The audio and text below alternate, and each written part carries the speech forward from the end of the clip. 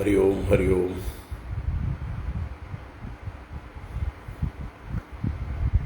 എല്ലാവർക്കും നമസ്കാരം. ഓം ശുക്ലാംബരധരം വിഷ്ണും ശശിവർണം ചതുർഭുജം പ്രസന്നവദനം ധ്യായേത് സർവവിഘ്നോപശാന്തയേ. ഗുരവേ സർവലോകാനാം ഭിഷജേ ഭവരോഗിണാം നിധയേ സർവവിദ്യാനാം ദക്ഷിണാമൂർത്തയേ നമഃ. ജന്മാദ്യസ്യ യതോന്മയാദിതരതശ്ചാർത്ഥേഷ്വഭിജ്ഞസ്വരാട് തേനേ ബ്രഹ്മഹൃദായ ആദികവയേ മുഹ്യന്തി യത്സൂരയഃ. തേജോ വാരിമൃതാം യദാ വിനിമയോ യത്ര ത്രിസർഗോ മൃഷാം ധാംനാ സ്വേന സദാ നിരസ്തകുഹകം സത്യം പരം ധീമഹി. ധർമ്മഃ പ്രോജ്ജിതകൈതവോऽത്ര പരമോ നിർമത്സരാണാം സതാം വേദ്യം വാസ്തവമത്ര വസ്തു ശിവദം താപത്രയോന്മൂലനം. ശ്രീമദ്ഭാഗവതേ മഹാമുനികൃതേ കിം വാ പരൈരീശ്വരഃ സദ്യോ ഹൃദ്യവരുദ്ധ്യതേത്ര കൃതിഭിഃ ശുശ്രൂഷുഭിസ്തൽക്ഷണാത്. നിഗമകൽപതരോർഗളിതം ഫലം സുഖമുഖാദമൃതദ്രവസംയുതം പിബത ഭാഗവതം രസമാലയം മുഹുരഹോ രസികാ ഭുവി ഭാവുകാഃ. നാരായണം നമസ്കൃത്യ നരം ചൈവ നരോത്തമം ദേവീം സരസ്വതീം വ്യാസം തതോ ജയമുദീരയേത്. യം പ്രവ്രജന്തമനുപേതമപേതകൃത്യം ദ്വൈപായനോ വിരഹകാതര ആജുഹാവ. പുത്രേതി തന്മയതയാ തരവോഭിനേതുഃ തം സർവഭൂതഹൃദയം മുനിമാനതോസ്മി. യസ്വാനുഭാവമഖിലശ്രുതിസാരമേകം അധ്യാത്മദീപമതിതിദീർഷദാം തമോന്ദം സംസാരിണാം കരുണയാഃ പുരാണഗുഹ്യം തം വ്യാസസൂനുമുപയാമി ഗുരും മുനീനാം. മൂകം കരോതി വാചാലം പങ്കും ലംഘയതേ ഗിരിം യത്കൃപാതമഹം വന്ദേ പരമാനന്ദമാധവം. യം ബ്രഹ്മാ വരുണേന്ദ്രരുദ്രമരുതഃ സ്തുന്വന്തി ദിവ്യൈസ്തവൈഃ വേദൈഃ സാംഗപദക്രമോപനിഷദൈഃ ഗായന്തി യം സാമഗാഃ. ധ്യാനാവസ്ഥിതതദ്ഗതേന മനസാ പശ്യന്തി യം യോഗിനോ യസ്യാന്തം ന വിദുഃ സുരാസുരഗണാഃ. ദേവായ തസ്മൈ നമഃ. കോമളം കൂജയൻ വേണും ശ്യാമളോയം കുമാരകഃ വേദവേദ്യം പരം ബ്രഹ്മ ഭാസതാം പുരതോ മമ. ഭൂതൈർമഹദ്ഭിർയ ഇമാ പുരോ വിഭുഃ നിർമ്മായ ചേതേ യദമോഷു പൂരുഷഃ. ഭുങ്ക്തേ ഗുണാൻ ഷോഡശ ഷോഡശാത്മകഃ സോലങ്കൃഷീഷ്ട ഭഗവാൻ വജാംസി മേ. സച്ചിദാനന്ദരൂപായ വിശ്വോത്പത്യാദിഹേതവേ താപത്രയ വിനാശായ ശ്രീകൃഷ്ണായ വയം നുമഃ. കൃഷ്ണായ വാസുദേവായ ഹരയേ പരമാത്മനെ പ്രണതക്ലേശനാശായ ഗോവിന്ദായ നമോ നമഃ. കൃഷ്ണായ വാസുദേവായ ദേവകീനന്ദനായ ച നന്ദഗോപകുമാരായ ഗോവിന്ദായ നമോ നമഃ. നമഃ പങ്കജനാഭായ നമഃ പങ്കജമാലിനേ നമഃ പങ്കജനേത്രായ നമസ്തേ പങ്കജാംഗ്രയേ. പീതാംബരം കരവിരാജിതശങ്കചക്രകൗമോദഗീ സരസിജം കരുണാസമുദ്രം രാധാസഹായമതിസുന്ദരമന്ദഹാസം വാതാലയേശമനിശം ഹൃദി ഭാവയാമി. വാതാലയേശമനിശം ഹൃദി ഭാവയാമി. ഓം നമോ ഭഗവതേ വാസുദേവായ. ഓം നമോ നാരായണായ.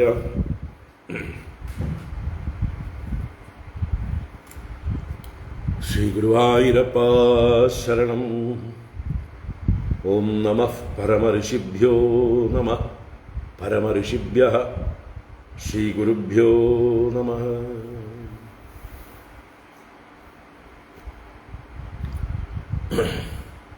ഹരി ഓം. എല്ലാവർക്കും നമസ്കാരം. എല്ലാവർക്കും ശുഭസായാഹ്നം. ഭാഗവത ജ്ഞാനഗംഗയിലേക്ക് സുസ്വാഗതം. സുസ്വാഗതം.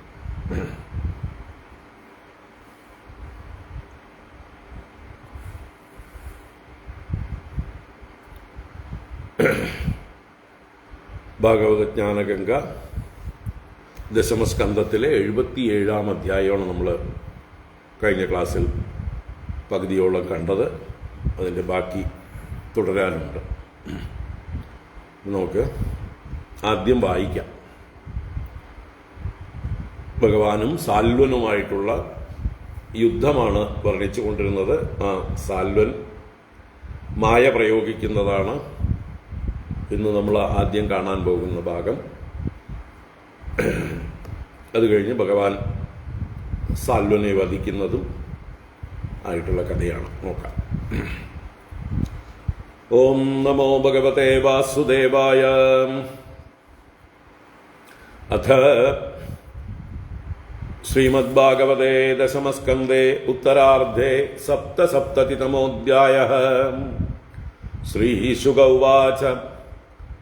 സതൂപസ്പൃശ്യ സലിലം ദംശിതോ ധൃതകാർമുകഃ നയമാം ദ്യുമദഃ പാർശ്വം വീരസ്യേത്യാഹ സാരഥിം വിധമന്ദം സ്വസൈന്യാനി ദ്യുമന്ദം രുക്മിണീ സുതഃ പ്രതിഹത്യ പ്രത്യവിദ്യൻ വിദ്യത നാരാചൈരഷ്ടവിസ്മയൻ ചതുർഭിശ്ചതുരോ വാഹാൻ സൂതമേകേന ചാഹനത് ദ്വാഭ്യാം ധനുശ്ച കേതും ച ശരേണാന്യേന വൈ ശിരഃ ഗതസാത്യകി സാമ്പാദ്യാ ജഗ്നുഃ സൗപപതേർബലം പേതുഃ സമുദ്രേ സൗഭേയാഃ സർവേ സംഛിന്നകന്ദരാഃ ഏവം യദൂനാം സൽവാനാം നിഘ്നതാമിതരേതരാം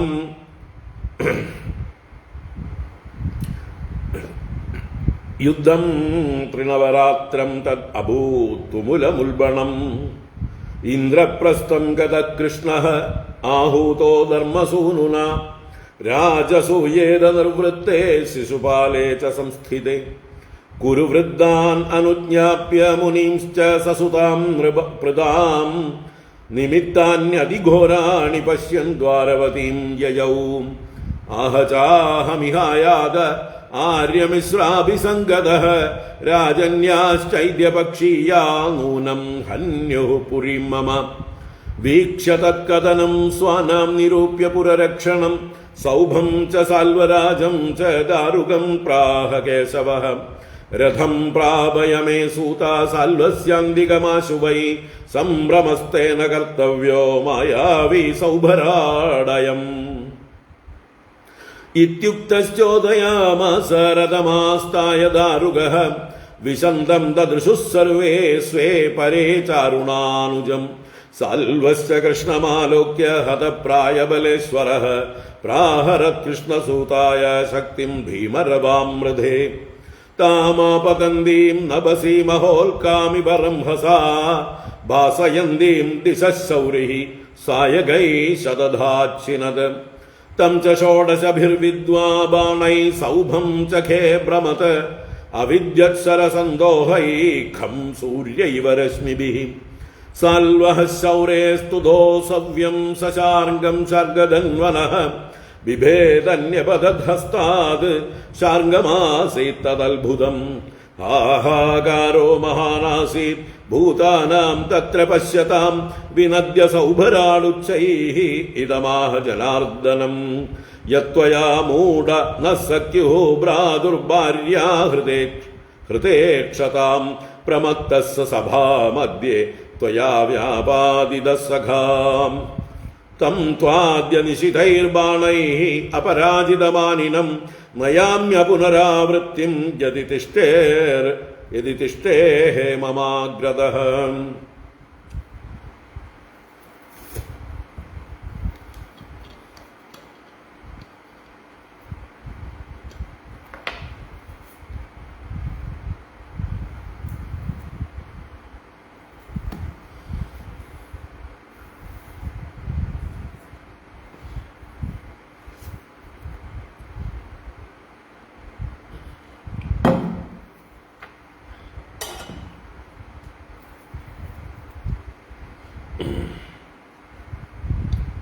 श्रीभगवानुवाच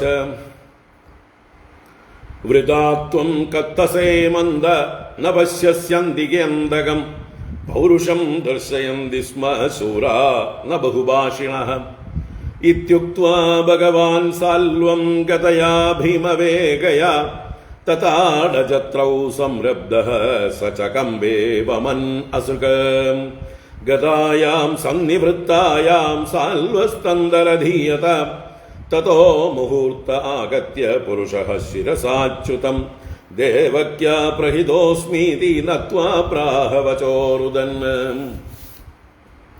कृष्ण कृष्ण महाबाहो पिता ते पितृवत्सल बद्ध्वापनीतः साल्वेन सौनिकेन यदा पशुः निशम्य विप्रियं कृष्णो मानुषीं प्रकृतिं गतः विमनस्को गृणी स्नेहाद् बभाषे प्राकृतो यथा कथं राममसम्भ्रान्तं चित्वा जेयं सुरासुरैः साल्वेनाल्पीयसा नीतः पिता मे बलवान् विधिः इति ब्रुवाणे गोविन्दे सौभराट् प्रत्युपस्थितः वसुदेवमिवानीय कृष्णं चेदमुवाचसः एष ते जनिता तातो यदर्थमिह जीवसि वदिष्ये वीक्षदस्ते अमुम् ईशश्चेत् पाहि बालिश एवं निर्भल्स्य मायावी गड्गेनानगदुन्दुभेः उत्कृत्य शिर आदाय खस्तं सौभं समाविशत् ततो मुहूर्तं प्रकृतावुपप्लुतः स्वबोध आस्ते स्वजनानुषङ्गतः महानुभावस्तदबुध्यदासुरीं मायां ससाल्वप्रसृतां मयोदिताम् न तत्र दूतम् अपि दुःकळेबरं प्रबुद्ध आजौ समपश्यदच्युतः स्वाप्नं यदा चाम्बरचारिणं रिपुं सौभस्तमालोक्य निहन्तुमुद्यतः एवं वदन्ति राजर्षे ऋषयः केचनान्विताः यत्स्ववाचो विरुध्येता नूनं ते न स्मरन्त्युत क्व शोकमोहौ स्नेहो वा भयं वा ये अज्ञसम्भवाः क्व चागण्डितविज्ञानज्ञानैश्वर्यस्त्वगण्डितः यत्पादसेवोर्जितयात्मविद्यया हिन्वन्द्यनाद्यात्मविपर्ययग्रहम् लबन्ध आत्मीयमनन्दमैश्वरं कुतो नु मोहः परमस्य सद्गतेः तं शस्त्रपूगैः प्रहरन्दमोजसा साल्वं शरैः शौरिरमोघविक्रमः विद्वाच्चिनद्वर्मधनुशिरोमणिं सौभं च शत्रोर्गदयारुरोजः तत्कृष्णहस्ते हृदया विचूर्णितम् पपादतो ये गदया सहस्रधा विसृज्य तद्भूतलमास्थितो गदाम् उद्यम्य साल्वोच्युतमभ्यगाद्रुतम् आदावदः सगदं दस्य बाहुं भल्लेन चित्वा दरदाङ्गमल्बुदम् वधाय साल्वस्य लयार्कसन्निभं बिभ्रद्बभौ सार्कैवोदयाचलः जहारतेनैव शिरः कुण्डलं किरीटयुक्तं पुरुमायिनो हरिः वज्रेण वृत्रस्य यदा पुरन्दरो बभूवः हे दिवजस्तदा नृणाम् तस्मिन्निपतिते पापे सौभे च गदया हते नेदुर्दुन्दुभयो राजन्ति विदेवगणैरिदाः सखीनाम् अपचितिं कुर्वन् दन्द्रवक्त्रोरुषाभ्यगाद्। हरि ओम्। इति श्रीमद्भागवते महापुराणे पारमहंस्यां संहितायां ദശമസ്കന്ധേ ഉത്തരാർദ്ധേ സൗഭവതോ നാമ സപ്തസപ്തതിതമോऽധ്യായഃ. സർവത്ര ഗോവിന്ദനാമ സങ്കീർത്തനം ഗോവിന്ദ ഗോവിന്ദ. നാരായണാഖില ഗുരോ ഭഗവൻ നമസ്തേ. നാരായണാഖില ഗുരോ ഭഗവൻ നമസ്തേ. നാരായണാഖില ഗുരോ ഭഗവൻ നമസ്തേ.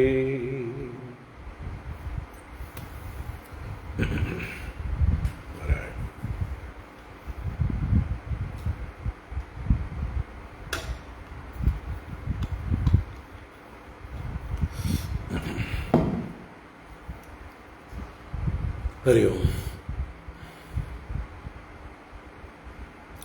എല്ലാവർക്കും ഒരിക്കൽ കൂടെ നമസ്കാരം. എല്ലാവർക്കും ശുഭസായാഹ്നം. ഭാഗവത ജ്ഞാനഗംഗയിലേക്ക് സുസ്വാഗതം.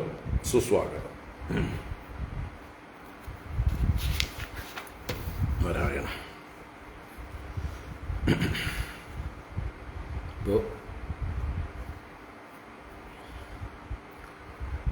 ഭഗവാൻ ഇന്ദ്രപ്രസ്ഥത്തിലായിരുന്ന സമയത്ത്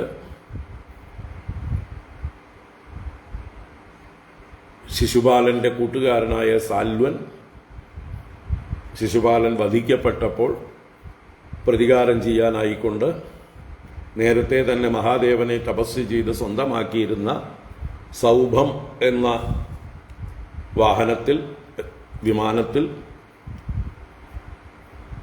വലിയൊരു സൈന്യവുമായി വന്ന് ദ്വാരകയെ ആക്രമിക്കുന്നതും പ്രദ്യുമ്നന്റെ നേതൃത്വത്തിൽ പ്രതിരോധിക്കുന്നതും ആണ് കഴിഞ്ഞ അധ്യായത്തിൽ കണ്ടത്. അതിൻ്റെ തുടർച്ചയായിരുന്നു ഇതിലെ ആദ്യ ഭാഗം. പ്രദ്യുമ്നൻ അല്പനേരം ബോധക്ഷയം ഉണ്ടായി. ആ സമയത്ത് സാരഥി രഥത്തെ അല്പനേരം മാറ്റി നിർത്തി. അതിന് പ്രദ്യുമ്നൻ സാരഥിയെ ശാസിച്ചു. വലിയ നാണക്കേടായിപ്പോയി എന്ന് പറഞ്ഞു. അതിന് സാരഥി തൻ്റെ ധർമ്മമാണിതെന്ന് പറഞ്ഞ് ന്യായീകരിച്ചു. അതിനുശേഷം വീണ്ടും തിരിച്ചു വന്ന് പ്രദ്യുമ്നൻ വില്ലും അമ്പുമായി വന്ന് ഈ സാൽവന്റെ മന്ത്രിയെ ദ്യുമാനെ വധിച്ചു കളയുന്നതായിട്ടുള്ള കാര്യമാണ് നമ്മൾ കണ്ടത്. അതിനുശേഷം യുദ്ധം തുടരുന്ന സമയത്ത് ഭഗവാന് ഇന്ദ്രപ്രസ്ഥത്തിൽ ചില ദുർനിമിത്തങ്ങളൊക്കെ കണ്ട് അവിടുന്ന് അദ്ദേഹം പുറപ്പെടുന്നു. വരുന്ന വഴിക്ക് തന്നെ ദൂരത്തുനിന്ന് തന്നെ ഈ സൈന്യങ്ങൾ തമ്മിലുള്ളതായിട്ടുള്ള യുദ്ധം കണ്ട് ഗരുഡവാഹനനായ അഥവാ ഗരുഡധ്വജനായ ഭഗവാൻ രഥത്തിൽ നേരെ സാൽവ സൈന്യത്തിൻ്റെ നേരെ പാഞ്ഞു വരുന്നു. പിന്നീട് ഭഗവാനും സാൽവനുമായിട്ടുള്ള യുദ്ധം നടക്കുന്നു. സാൽവൻ ഭഗവാന്റെ കാർമുഖത്തെ അഥവാ വില്ലിനെ ശാർംഗത്തെ വീഴ്ത്തുന്നുണ്ട്. അതിനുശേഷം ഭഗവാൻ തിരിച്ച് അസ്ത്രങ്ങൾ പ്രയോഗിച്ചുകൊണ്ട് സാൽവനെയും തൽക്കാലത്തേക്ക് ഭയപ്പെടുത്തുന്നുണ്ട്, പരാജയപ്പെടുത്തുന്നുണ്ട്. ഈ സമയത്ത് സാൽവൻ ചെയ്യുന്നതായിട്ടുള്ള ഒരു മായാപ്രയോഗം, അതാണ് നമ്മൾ ഇന്ന് കാണാൻ പോകുന്നതായിട്ടുള്ള ഭാഗം 21 ശ്ലോകം മുതൽക്ക്. അപ്പോൾ സാൽവൻ വെറുതെ ഭഗവാനെ നോക്കി പൊങ്ങച്ചം പറഞ്ഞതായിട്ടുള്ള സമയത്ത് ഭഗവാൻ സാൽവനെ ഗദ കൊണ്ട് പ്രഹരിച്ചു. തോളെല്ലിൽ അവൻ ചോര ഛർദ്ദിച്ചുകൊണ്ട് ഒന്ന് വിറച്ചു. ചകമ്പേ വമൻ അസൃക്ക്. ആ ഭാഗം വരെയാണ് വായിച്ചത്. തുടർന്ന് 21 ശ്ലോകം. ഗദായാം സന്നിവൃത്തായാം സാൽവസ്ത്വന്തരദീയത തതോ മുഹൂർത്ത ആഗത്യ പുരുഷഃ ശിരസാച്യുതം ദേവക്യാ പ്രഹിതോസ്മീതി നത്വാ പ്രാഹ വചോരുദൻ. ഗദായാം സന്നിവൃത്തായാം സാൽവസ്തന്തരധീയത തതോ മുഹൂർത്ത ആഗത്യ പുരുഷഃ ശിരസാച്യുതം ദേവക്യാ പ്രഹിതോസ്മീതി നത്വാ പ്രാഹ വചോരുദൻ. ആ സമയത്ത് ഒരു പുരുഷൻ വരുന്നു. ദേവകിയാൽ പറഞ്ഞയക്കപ്പെട്ടവനാണ് താനെന്ന് പറഞ്ഞുകൊണ്ടാണ് വരുന്നത്. അതാണ് ഇവിടെ 21-ാം ശ്ലോകം. ഗദായാം സന്നിവൃത്തായാം സാൽവഹതു അന്തരധീയത. ഭഗവാൻ സാൽവനെ പ്രഹരിച്ചു, ഇല്ലേ? ഗദ കൊണ്ട് പ്രഹരിച്ചു. ആ ഗദ ഭഗവാന്റെ കയ്യിലേക്ക് തന്നെ തിരിച്ചു വന്നു എന്നാണ്. ഗദായാം സന്നിവൃത്തായാം. ഭഗവാൻ പ്രയോഗിക്കുന്ന ആയുധങ്ങളെല്ലാം അതിന്റെ പ്രയോഗം കഴിഞ്ഞ് തിരിച്ച് ഭഗവാനിലേക്ക് തന്നെ വരും, ഏതായുധമാണെങ്കിലും. അപ്പൊ അങ്ങനെ ഗദായാം സന്നിവൃത്തായാം സാൽവഹ അന്തരധീയത. സാൽവൻ മായ കൊണ്ട് അന്തർദാനം ചെയ്തു. തതഃ മുഹൂർത്തേ പുരുഷഃ ആഗത്യ ശിരസാ അച്യുതം നത്വാ ദേവക്യാ പ്രഹിതഃ അസ്മി ഇതി രുദൻ വചഃ പ്രാഹ. ആ സമയത്താണ് ഒരു മുഹൂർത്തത്തിൽ, കുറച്ചു നേരത്തിന്റെ ഉള്ളിൽ നർത്തം, പുരുഷഃ ആഗത്യ, ഒരു പുരുഷൻ അവിടേക്ക് വന്നിട്ട് ശിരസാ അച്യുതം നത്വ, ശിരസ്സുകൊണ്ട് അച്യുതനെ ഭഗവാനെ നമസ്കരിച്ചിട്ട് ദേവക്യാ പ്രഹിതഃ അസ്മി, ഞാൻ ദേവകിയാൽ പറഞ്ഞയക്കപ്പെട്ടവനാണ് എന്ന് രുദൻ വചഃ പ്രാഹ, രോദനം ചെയ്തുകൊണ്ട് കരഞ്ഞുകൊണ്ട് ഈ വചസ്സുകളെ പറഞ്ഞു. ഇനി താഴെ പറയുന്ന വാക്കുകളെ പറഞ്ഞു എന്നർത്ഥം. അപ്പൊ ഇത് വാസ്തവത്തിൽ ഇവന്റെ മായയാണ്. എങ്കിലും തൽക്കാലം ഭഗവാൻ കുറച്ചു നേരം മോഹം ബാധിച്ചവനെ പോലെ ആവുന്നു, മമത കൊണ്ട് അല്ലെങ്കിൽ അച്ഛനോടുള്ള വാത്സല്യം കൊണ്ട് എന്ന് ചിലർ പറയുന്നു എന്ന് ഇവിടെ ശുഖബ്രഹ്മർഷി സൂചിപ്പിക്കുന്നുണ്ട്. അതിലേക്ക് നോക്കാം. അപ്പൊ ഈ വന്ന പുരുഷൻ ഭഗവാനോട് പറയുന്ന വാക്കുകൾ: കൃഷ്ണ കൃഷ്ണ മഹാബാഹോ പിതാ തേ പിതൃവത്സല ബദ്ധ്വാപനീത സാൽവേന സൗനികേന യദാ പശുഃ. കൃഷ്ണ കൃഷ്ണ മഹാബാഹോ പിതാ തേ പിതൃവത്സല ബദ്ധ്വാപനീത സാൽവേന സൗനികേന യദാ പശുഃ. ഭഗവാനെ ആവലാദിയോടുകൂടി സംബോധന ചെയ്യണേ. ഹേ കൃഷ്ണ കൃഷ്ണ, മഹാബാഹോ, വലിയ പരാക്രമശാലിയായിരിക്കുന്നവനെ, പിതൃവത്സല, പിതാവിന്റെ നേരെ സ്നേഹമുള്ളവനെ, പിതാവിനോട് അത്യന്തം പ്രീതിയുള്ളവനെ എന്ന് പറഞ്ഞ് ആ സംബോധന ചെയ്തുകൊണ്ട് പറഞ്ഞു. തേ പിതാ സാൽവേന സൗനികേന പശുഃ യഥാ ബദ്ധ്വാപനീതഃ. തേ പിതാ, അങ്ങയുടെ പിതാവ് എന്നുവെച്ചാൽ വസുദേവര്, സാൽവേന, ആ സാൽവനാൽ, അപനീതഃ ബദ്ധ്വാ അപനീതഃ, ബന്ധിച്ച് അപനയിക്കപ്പെട്ടിരിക്കണു, തട്ടിക്കൊണ്ടുപോകപ്പെട്ടിരിക്കണു. ഏതുപോലെ? ഒരു ഉദാഹരണം പറഞ്ഞതാണ്. ഏതുപോലെ? സൗനികേന പശുഃ യഥാ. സൗനികൻ എന്ന് പറഞ്ഞാല്, സൂന എന്ന് പറഞ്ഞാൽ ഹിംസയാണ്. ഹിംസ ചെയ്യുന്നവൻ വ്യാധൻ. പശുക്കളെ, മൃഗങ്ങളെയൊക്കെ വെട്ടിക്കൊന്ന് ഇറച്ചി കച്ചവടം ചെയ്യുന്ന ആളുകൾ.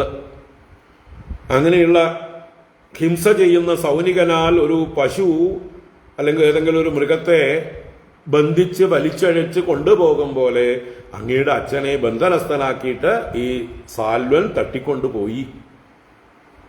ഇതാണ് വന്ന് പറയുന്ന ഈ പുരുഷൻ ദേവകിയാൽ പറഞ്ഞയക്കപ്പെട്ടവൻ എന്ന് പറഞ്ഞുകൊണ്ട് പറയുന്നത്.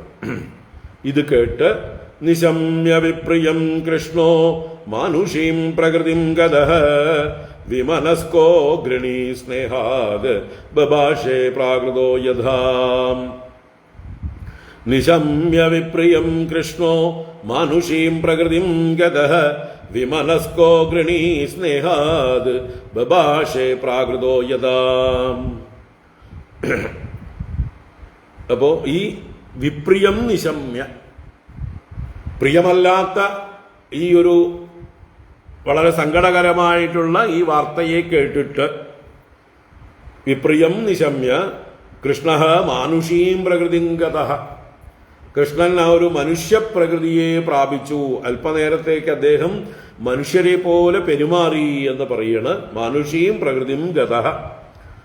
എന്നിട്ട് വിമനസ്കഃ, വിമനസ്കഃ വൈമനസ്യത്തോടു കൂടിയവനായിട്ട്, വിഷമിച്ച മനസ്സോടു കൂടിയിട്ട്, ഗൃണീ വളരെ കരുണയുള്ളവനായിട്ട്, ഗൃണീ എന്ന് പറഞ്ഞാൽ ദയയുള്ളവൻ, ഗൃണം ദയയാണ്, ഗൃണീ ദയയുള്ളവൻ. അപ്പൊ വളരെ ദയയോടുകൂടി അച്ഛനോട് കാരുണ്യമുള്ളവനായിട്ട്, ഗൃണീ പ്രാകൃതഃ യഥാ സ്നേഹാത് ബഭാഷെ, ഒരു സാധാരണക്കാരനെ പോലെ, ഒരു പ്രാകൃത പുരുഷനെ പോലെ, സാധാരണക്കാരനെ പോലെ അദ്ദേഹത്തിന്റെ ഉള്ളിലുള്ള അച്ഛനോടുള്ള സ്നേഹം കൊണ്ട് ഇങ്ങനെ പറഞ്ഞു. ഒരു പാരവശ്യത്തോടെ പറയും പോലെ പറഞ്ഞു എന്നർത്ഥം. ബഭാഷേ. അപ്പൊ അദ്ദേഹം ഒറ്റ ഇതിൽ കേട്ടത് വിശ്വസിച്ചതുപോലെ പെരുമാറുകയാണ് ഇവിടെ കൃഷ്ണൻ ചെയ്യുന്നത് എന്ന് ചിലരുടെ അഭിപ്രായമാണ്. എല്ലാവരുടെയും അഭിപ്രായം അല്ല എന്നും ഇവിടെ സൂചിപ്പിക്കുന്നുണ്ട്. കഥം രാമം അസംഭ്രാന്തം ജിത്വാ ജേയം സുരാസുരൈഃ സാൽവേനാൽപീയസാ നീതഃ പിതാ മേ ബലവാൻ വിധിഃ. കഥം രാമം അസംഭ്രാന്തം ജിത്വാ ജേയം സുരാസുരൈഃ സാൽവേനാൽപീയസാ നീതഃ പിതാ മേ ബലവാൻ വിധിഃ. അപ്പോ അവിടെ ഏട്ടനുണ്ട് കാവല്, ബലരാമസ്വാമി. ആ ബലരാമസ്വാമിയെ ജയിക്കാൻ 3 ലോകത്തിലും ആരും ഇല്ല. അതവിടെ പറയണത് സുരാസുരൈഃ അജേയം അസംഭ്രാന്തം രാമം ജിത്വ. സുരാസുരൈഃ അജേയം, ദേവന്മാരാലും അസുരന്മാരാലും ജയിക്കാൻ കഴിയാത്തവനായിട്ടുള്ള, അസംഭ്രാന്തം ഒന്നിനും സംഭ്രമിക്കാത്തവനായ, വിവശനാവാത്ത ശക്തനായ, മനോധൈര്യമുള്ളവനായ രാമം ജിത്വ, രാമനെ ജയിച്ചിട്ട് അൽപീയസ സാൽവേന മേ പിതാ കഥം നീതഃ, അല്പനായ അല്പശക്തനായിട്ടുള്ള സാൽവനാൽ എന്റെ പിതാവ് എങ്ങനെ കൊണ്ടുപോകപ്പെടും? വിധിഹി ബലവാൻ. അതാണ് അദ്ദേഹത്തിന്റെ ആ ഒരു സാധാരണക്കാരുടെ ഭാഷ എന്ന് പറഞ്ഞത്. ഒരു പ്രാകൃതനെ പോലെ സംസാരിച്ചു എന്ന് പറഞ്ഞല്ലോ, ആ പറഞ്ഞതാണ് വിധിഹി ബലവാൻ. എന്തായാലും വിധി അഥവാ കർമ്മബലം, ദൈവം, അത് ബലവാൻ തന്നെ. അത് ആർക്കും തടയാനാവില്ലല്ലോ. എത്ര പൗരുഷമുള്ളവർക്കും ഈ വിധിയെ തടയാനാവില്ലല്ലോ എന്ന് ഭഗവാൻ സാധാരണക്കാരെ പോലെ സംസാരിക്കണം. വാസ്തവത്തിൽ ഭഗവാനോ ബലരാമസ്വാമിക്കോ തടയാൻ പറ്റാത്തതായിട്ടുള്ള ഒരു വിധിയുമില്ല. എങ്കിലും തൽക്കാലം ഒരു മോഹം ബാധിച്ചവനെ പോലെ പെരുമാറുന്നു എന്നാണ്. ഇത് വാസ്തവത്തിൽ ഭഗവാന്റെ ഒരു അഭിനയമാവാം, അല്ലെങ്കിൽ ചിലർ കൂട്ടിച്ചേർത്ത് പറയുന്നതാവാം. ഭഗവാൻ സർവ്വ ഐശ്വര്യ പരിപൂർണനാണ്. ജ്ഞാനം അദ്ദേഹത്തിന് എപ്പോഴും മറയാത്ത ജ്ഞാനമാണ്, സർവജ്ഞതയാണ്. അല്ലേ? ഐശ്വര്യം, വീര്യം, യശസ്, ശ്രീ, ജ്ഞാനം, വൈരാഗ്യം. ആ ജ്ഞാനം, അത് ശുദ്ധമായിട്ടുള്ള ജ്ഞാനം, ഒരു തടസ്സവുമില്ലാതെ എല്ലാം അറിയുന്ന സർവജ്ഞത ഭഗവാന്റെ സ്വഭാവമാണ്. അപ്പോഴേ കൃഷ്ണസ്തു ഭഗവാൻ സ്വയം എന്നാവുള്ളൂ. അജ്ഞാനത്തിന് ഒരു മറവുമില്ലാതെ, ഒരു തരത്തിലുള്ള മോഹവുമില്ലാതെ, ആ ഒരു അങ്ങനെയുള്ള ഭഗവാന് ഇങ്ങനെ ഒരു ചെറിയ മോഹം ഉണ്ടാകുമോ? ഒരിക്കലും ഉണ്ടാവില്ല എന്നാണ് ശ്രീശുക ബ്രഹ്മർഷിയുടെ പക്ഷം. അത് അദ്ദേഹം പിന്നീട് പറയുന്നുണ്ട് 30-31 ശ്ലോകങ്ങളിൽ. അത് നമുക്ക് അവിടെ കാണാം. അപ്പൊ ഇവിടെ നിങ്ങളിത് കേട്ടിട്ട് ഭഗവാന് ഇങ്ങനെ വല്ല മോഹോ എന്ന് വിചാരിക്കേണ്ട.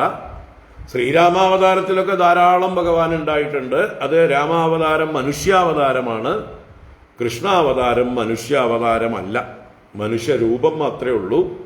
ഇന്നതെന്ന് പറയാൻ പറ്റാത്തൊരു ഭാവമാണ് കൃഷ്ണാവതാരം. അത് കൃഷ്ണസ്തു ഭഗവാൻ സ്വയം പൂർണ്ണാവതാരമാണ്.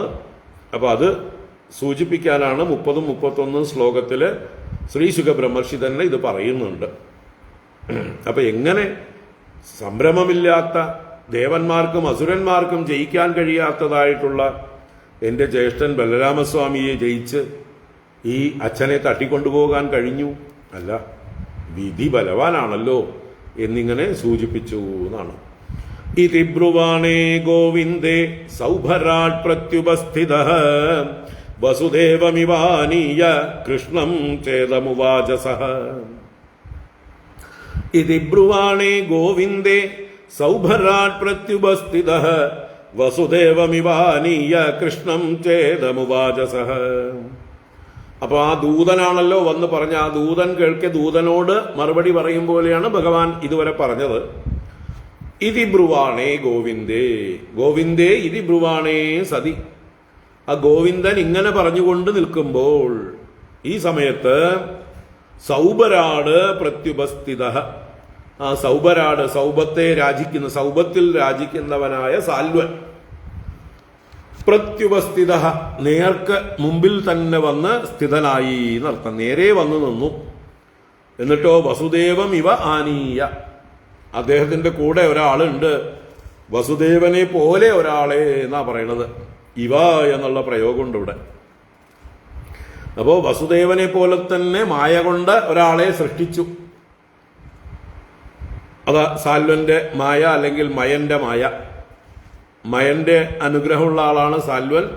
മയനാണ് ഈ സൗഭം നിർമ്മിച്ചു കൊടുത്തത് എന്ന് നമുക്ക് നേരത്തെ നമ്മൾ കണ്ടിട്ടുണ്ട്. മഹാദേവന്റെ നിർദ്ദേശപ്രകാരം മയൻ നിർമ്മിച്ചു കൊടുത്തതാണ് ഈ സൗഭം. അപ്പൊ മായാവിയായ മയന്റെ അനുഗ്രഹം സാൽവന് കൂടെയുണ്ട്, ആ മയന്റെ മായ കൊണ്ട് എന്ന് പറയാം. അപ്പൊ അങ്ങനെ വസുദേവം ഇവ ആനീയ സഹ കൃഷ്ണം ഇതമുവാച, സഹ ആ സാൽവൻ കൃഷ്ണനോട് ഇതമുവാച താഴെ പറയുന്ന വാക്കുകളെ പറഞ്ഞു. ഏഷ തേ ജനിതാ താതോ യദർത്ഥമിഹ ജീവസി വദിഷ്യേ വീക്ഷതസ്തേമും ഈശശ്ചേത് പാഹി ബാലിശ. ഏഷ തേ ജനിതാ താതോ യദർത്ഥമിഹ ജീവസി വദിഷ്യേ വീക്ഷതസ്തേമും ഈശശ്ചേത് പാഹി ബാലിശ. ഏഷഃ തേ ജനിതാ, ഇതാ ഈ നിൽക്കുന്നത് നിന്റെ ജനയിതാവാണ്, നിന്റെ പിതാവാണ്. സാൽവൻ ഭഗവാനോട് പറയണം, നിന്റെ ജനിതാവായ താതഃ, നിന്റെ താതനാകുന്നു. യഥർത്ഥം ഇഹ ജീവസി, നീ യാതൊരുവന് വേണ്ടി ജീവിക്കുന്നുവോ, ഈ അച്ഛന് വേണ്ടിയിട്ടൊക്കെ അല്ലേ നീയൊക്കെ ജീവിക്കുന്നത്. ആ അച്ഛനെ ഇതാ വീക്ഷതഃ തേ, നീ നോക്കിക്കൊണ്ട് നിൽക്കേ. അതാണ് വീക്ഷതഃ തേ, നീ നോക്കിക്കൊണ്ട് നിൽക്കേ, നിന്റെ കണ്ണിന് മുമ്പിൽ വെച്ച് അമും വദിഷ്യേ, ഇവനെ ഞാൻ വധിക്കാൻ പോവുകയാണ്. ഹേ ബാലിശ, ഹേ മൂഢ, ഈശഃ ചേത് പാഹി, നീ ശക്തനാണെങ്കിൽ, ഈശനാണെങ്കിൽ, അതിന് ശക്തിയുള്ളവനാണെങ്കിൽ നീ രക്ഷിക്ക്, നോക്കട്ടെ. അപ്പൊ അങ്ങനെ വെല്ലുവിളിക്കുകയാണ് ഭഗവാനെ. ഭഗവാന്റെ അച്ഛനെന്ന് തോന്നുന്ന ഒരു രൂപമുണ്ടാക്കി കൊണ്ടുവന്ന് ഭഗവാനെ വെല്ലുവിളിക്കുകയാണ്. ഇത് നിന്റെ ജനയിതാവായിട്ടുള്ള പിതാവാണ്. നീ ഏതൊരുവന് വേണ്ടി ജീവിക്കുന്നുവോ അവനെ ഞാനിതാ നീ നോക്കി നിൽക്ക വധിക്കാൻ പോവുകയാണ്. നിനക്ക് ശക്തിയുണ്ടെങ്കിൽ നീ രക്ഷിക്കുന്നത് കാണട്ടെ മൂഢ എന്ന് ഭഗവാനോട് പറയണം. ഏവം നിർഭൽസ്യമായാവി ഗഡ്ഗേനാനഗതുന്ദുബേഃ ഉത്കൃത്യ ശിര ആദായ ഖസ്തം സൗഭം സമാവിശത്. ഏവം നിർബൽസ്യമായാവി ഗഡ്ഗേനാനഗതുന്ദുബേഃ ഉത്കൃത്യ ശിര ആദായ ഖസ്തം സൗഭം സമാവിശത്. ആ മായാവി ഏവം നിർബൽസ്യ, മായാവിയായ സാൽവൻ ഇങ്ങനെ ഭഗവാനെ നിന്ദിക്കും പ്രകാരത്തിൽ പറഞ്ഞ് ഗഡ്ഗേന ആനകദുന്ദുബേഃ ശിരഃ ഉത്കൃത്യ, ഖഡ്ഗം കൊണ്ട് വാളുകൊണ്ട് ആനകദുന്ദുബിയുടെ ശിരസിനെ, ആനകദുന്ദുബി വസുദേവരുടെ ശിരസിനെ ഉത്കൃത്യ, ഉത്കൃന്ദനം ചെയ്തിട്ട് മുറിച്ചെടുത്തിട്ട് ആദായ, അതിനെ തലയെ പിടിച്ചുകൊണ്ട് ഖസ്തം സൗഭം സമാവിശത്, ആകാശത്തിൽ നിൽക്കുന്ന സൗഭം എന്ന തന്റെ വാഹനത്തിലേക്ക് പ്രവേശിച്ചു. അപ്പോ സൗഭത്തിൽ നിന്ന് ഇറങ്ങി വന്നിട്ടാണ് ഈ ഒരു വേഷം കെട്ട് കാണിച്ചത്, ഈ ഒരു നാടകം കാണിച്ചത്. അത് കഴിഞ്ഞ് തലയും എടുത്തുകൊണ്ട് സൗഭത്തിലേക്ക് കയറി വിമാനത്തിലേക്ക് പ്രവേശിച്ചു എന്നാ പറയുന്നത്.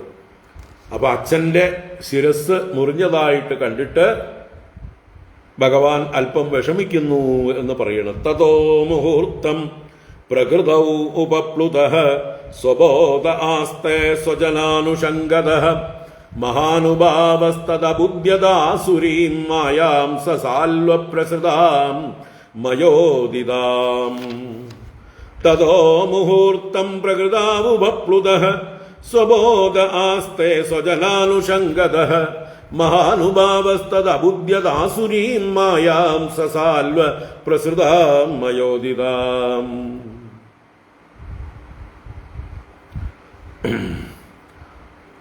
അനന്തരം തതഃ സ്വബോധഃ ആസ്തേ, സ്വബോധമുള്ളവനാണെങ്കിലും സ്വബോധത്തിൽ സ്ഥിതി ചെയ്യുന്നവനാണെങ്കിലും എപ്പോഴും തടസ്സമില്ലാത്ത ജ്ഞാനത്തോടു കൂടിയവനാണെങ്കിലും ഇവിടെ ഭഗവാൻ എന്ത് ചെയ്യുന്നു? സ്വജന അനുഷംഗത മുഹൂർത്തം പ്രകൃതൗ ഉപപ്ലുത. സ്വജന അനുഷംഗത, സ്വജനത്തോടുള്ള അനുഷംഗം അഥവാ ആ സംഘം, സ്നേഹാധിക്യം, മമത എന്നൊക്കെ പറയാം. അപ്പൊ സ്വജനങ്ങളോടുള്ള മമതാബന്ധം ഹേതുവായിട്ട് മുഹൂർത്തം പ്രകൃതൗ ഉപപ്ലുത, അല്പനേരം ഒരു സാധാരണ പ്രാകൃതരായ മനുഷ്യർ ഏത് പ്രകൃതിയിലാണോ മുഴുകുക, മഗ്നരാവുക, ആ പ്രകൃതിയിലേക്ക് മുഴുകി അല്പനേരം ഭ്രമിച്ചു. എന്നിട്ട് മഹാനുഭാവ സഹ മയോദിതാം സാൽവപ്രസൃതാം ആസുരീം മായാം തത് അബുദ്ധ്യത്. എന്നാൽ മഹാനുഭാവ, മഹത്തായ മാഹാത്മ്യമുള്ളവൻ, അനുഭാവമുള്ളവനായിട്ടുള്ള ഭഗവാൻ, സഹ അദ്ദേഹം മയോദിത, മയനാൽ ഉത്ഭവിക്കപ്പെട്ടത്, മയനുണ്ടാക്കിയതും, സാൽവപ്രസൃത, സാൽവനാൽ പ്രകാശിപ്പിക്കപ്പെട്ടതും, അപ്പൊ മയനും സാൽവനും കൂടി പ്രകടിപ്പിച്ചതായിട്ടുള്ള ആസുരീം മായാം, ഇത് അസുരന്മാരുടെ മായയാണ് എന്ന് തത് അബുദ്ധ്യത്, അതിനെക്കുറിച്ച് ബോധിച്ചു, പെട്ടെന്ന് റിക്കവർ ചെയ്തു എന്നർത്ഥം. അല്പനേരത്തേക്ക് ഒരു എന്താ പറയുക, ബന്ധുക്കളോടുള്ള സ്നേഹാധിക്യം കൊണ്ട് അല്പനേരം വിഷമിച്ചു എങ്കിലും, പ്രകൃതിയിൽ മുഴുകിയെങ്കിലും, പിന്നീട് പെട്ടെന്ന് തന്നെ അദ്ദേഹം റിക്കവർ ചെയ്തു, അത് മായയാണെന്ന് തിരിച്ചറിഞ്ഞു. ന തത്ര ദൂതം ന പിതുക്കളേവരം പ്രബുദ്ധ ആജൗ സമപശ്യതച്യുതഃ സ്വാപ്നം യഥാ ചാംബരചാരിണം റിപും സൗപസ്തമാലോക്യ നിഹന്തുമുദ്യതഃ. ന തത്ര ദൂതം ന പിതുക്കളേവരം പ്രബുദ്ധ ആജൗ സമപശ്യതച്യുതഃ സ്വാപ്നം യഥാ ചാംബരചാരിണം റിപും സൗപസ്തമാലോക്യ നിഹന്തുമുദ്യതഃ. തത്ര ആജൗ ദൂതം പിതുഃ കളേബരം അച്യുതഃ ന സമപശ്യത്. തത്ര നല്ലോണം ഭഗവാൻ ഒന്ന് ബോധം വെച്ച് നോക്കിയപ്പോൾ ആ ആജൗ, ആജൗ എന്ന് പറഞ്ഞാൽ യുദ്ധരംഗത്ത്, ആജി എന്നാണ് യുദ്ധരംഗം, അതിൽ ആജൗ യുദ്ധരംഗത്ത് ദൂതം, ആ ദൂതൻ, തൻ്റെ അടുത്ത് ദേവകി അയച്ച ദൂതൻ എന്ന് പറഞ്ഞു വന്ന ഒരാളെ കാണാനില്ല. പിതുഹു കളേബരം, ആ പിതാവിന്റെ കഴുത്ത് വരെയുള്ള ശരീരം കാണണമല്ലോ, അവിടെ ഇട്ടിട്ട് പോയില്ലേ, തല മാത്രമല്ലേ സാൽവൻ കൊണ്ടുപോയുള്ളൂ, അപ്പൊ ആ ശരീരം കാണണം. ആ ശരീരവും ന സമപശ്യത് അച്യുതഃ, അച്യുതൻ കാണുന്നില്ല, കണ്ടില്ല എന്ന് പറയാ. അപ്പോൾ അത് മാഞ്ഞുപോയി, മായ കൊണ്ട് തോന്നിയതായിരുന്നു, ഒരു എന്താ പറയുക, ഹാലൂസിനേഷൻ പോലെ തോന്നിയതായിരുന്നു. അതാണ് ഇവിടെ പ്രബുദ്ധ സ്വാപ്നം യഥാ, ഉണർന്നു കഴിഞ്ഞ ഒരാള് സ്വപ്ന ദൃശ്യം കാണാനില്ല എന്ന് പറയും പോലെ, സ്വപ്നത്തിൽ നിന്ന് ഉണർന്നു കഴിയുമ്പോൾ സ്വപ്നരംഗങ്ങളെല്ലാം മാഞ്ഞു പോകും പോലെ, അല്പനേരത്തേക്ക് ഒരു സ്വപ്നം കണ്ടതുപോലെ, ആര്? ഭഗവാൻ, ഒരു ചെറിയൊരു മോഹം, ഒരു ഭ്രമം. അതുപോലെയാണ് ഭഗവാൻ ഇവിടെ ഒന്നും കാണുന്നില്ല, അച്ഛനുമില്ല, ദൂതനുമില്ല, എല്ലാം തോന്നലായിരുന്നു. മാത്രമല്ല തന്റെ മുമ്പിൽ നിന്ന് രക്ഷപ്പെട്ട ആകാശത്തേക്ക് കുതിച്ചു പായുന്ന സാൽവനെ കാണുകയാണ്. അതാണ് അംബരചാരിണം റിപും സൗഭസ്തമാലോക്യ നിഹന്തുമുദ്യതഃ. അംബരചാരിണം റിപും, ആകാശത്തിൽ ചരിക്കുന്ന ശത്രുവായ സൗഭസ്തം, ആ സൗഭം എന്ന വാഹനത്തിൽ സ്ഥിതി ചെയ്യുന്നവനായ സാൽവനെ ആലോക്യ, കണ്ടിട്ട് നിഹന്തും ഉദ്യതഃ, നിഹനിക്കുവാനായിക്കൊണ്ട് ഉദ്യമം ചെയ്തു എന്ന് വെച്ചാൽ വീണ്ടും ഭഗവാൻ തന്റെ പ്രകൃതിയെ വീണ്ടെടുത്ത്, തന്റെ സ്വഭാവത്തെ വീണ്ടെടുത്ത്, അല്പനേരത്തേക്ക് താനൊന്ന് മോഹിച്ചു പോയി എന്ന് കരുതി ആ മോഹത്തിൽ നിന്ന് ഉണർന്നവനായിക്കൊണ്ട് ജാഗ്രതയോടുകൂടി ശത്രുവായ സാൽവനെ വധിക്കാനായിക്കൊണ്ട് മുതിരുകയാണ്, പുറപ്പെടുകയാണ്. ഏവം വദന്തി രാജർഷേ ഋഷയ കേചനാന്വിതാഃ യത് സ്വവാചോ വിരുദ്ധ്യേത നൂനം തേന സ്മരന്ത്യുത. ഏവം വദന്തി രാജർഷേ ഋഷയഃ കേചനാന്വിതാഃ യത് സ്വവാചോ വിരുദ്ധ്യേത നൂനം തേ ന സ്മരന്ത്യുത. അപ്പൊ ഇത് എന്റെ അഭിപ്രായമല്ല, ചില ആളുകൾ പറയുന്നു എന്ന് പറയണ് ഇവിടെ.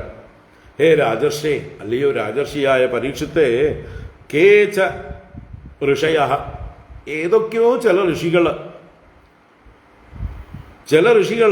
ന അന്വിതാഹ, പരസ്പര ബന്ധമില്ലാത്തവർ എന്നർത്ഥമാണ്. അന്വയിക്കാത്തവർ, കാര്യങ്ങൾ തമ്മിൽ ഘടിക്കാതെ പറയുന്നവർ.